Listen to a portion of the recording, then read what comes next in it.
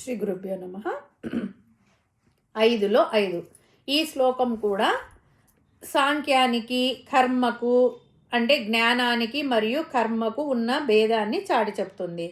ఓం యస్తాంఖ్యైః ప్రాప్యతే స్థానం తద్గ్యో గైరపి గమ్యతే ఏకం సాంఖ్యం చ యోగం చ యః పశ్యతి సహ పశ్యతి.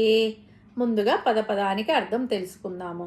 యత్ సాంఖ్యైః ఏ సాంఖ్యయోగుల ద్వారా అంటే జ్ఞాన మార్గంలో ఉండేవారు ప్రాప్యతే పొందబడుతుందో స్థానం ఆ పరమపదము అంటే మోక్షం తత్ అదే స్థానాన్ని యోగై అపి కర్మయోగుల ద్వారా కూడా గమ్యతే చేరుకోబడుతుంది. ఏకం ఒకటిగానే సాంఖ్యంచ సాంఖ్యమును యోగంచ కర్మయోగమును యః పశ్యతి ఎవరైతే చూస్తారో సహ పశ్యతి అతడే చూస్తున్నవాడు అంటే జ్ఞాని. తాత్పర్యం ఏమంటే జ్ఞానయోగము అవలంబించిన సాంఖ్యయోగులు ఎటువంటి స్థానం పొందుతారో కర్మయోగం అవలంబించిన వారు కూడా అదే స్థానమును పొందుతారు. సాంఖ్యమును యోగమును ఎవరైతే ఒకటిగా చూస్తారో వారే నిజంగా తెలిసిన వారు చూచిన వారు అవుతారు. 4వ శ్లోకంలో చెప్పిన విధంగానే పరమాత్మ మళ్ళీ ఇక్కడ చెప్తున్నాడు. పరమాత్మ జ్ఞానయోగం అవలంబిస్తే యోగులకు మోక్షం వస్తుంది. కర్మయోగం అవలంబించిన గృహస్థులకు కూడా అదే మోక్షం వస్తుంది అని చెప్తున్నాడు. ఏ మార్గంలో పోయినా సరే గమ్యం ఒక్కటే.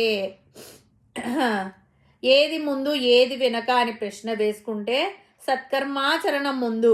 ఆ సత్కర్మాచరణ చేసి సరి అయిన సమయంలో పరిపాకానికి వచ్చే దశలో విడిచిపెట్టడం అనేదే సన్యాసం.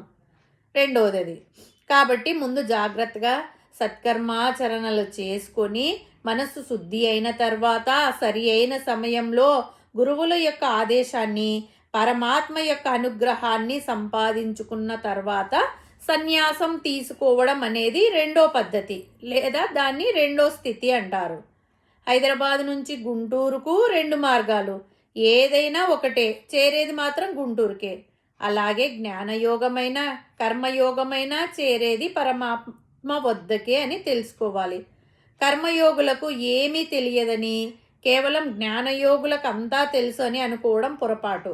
కాబట్టి ఏ యోగం అవలంబించినా ఫలితం ఒక్కటే అని చూచేవాడు తెలుసుకున్నవాడే నిజమైన జ్ఞాని. ఇక్కడ యః పశ్యతి సహ పశ్యతి అని అన్నారు.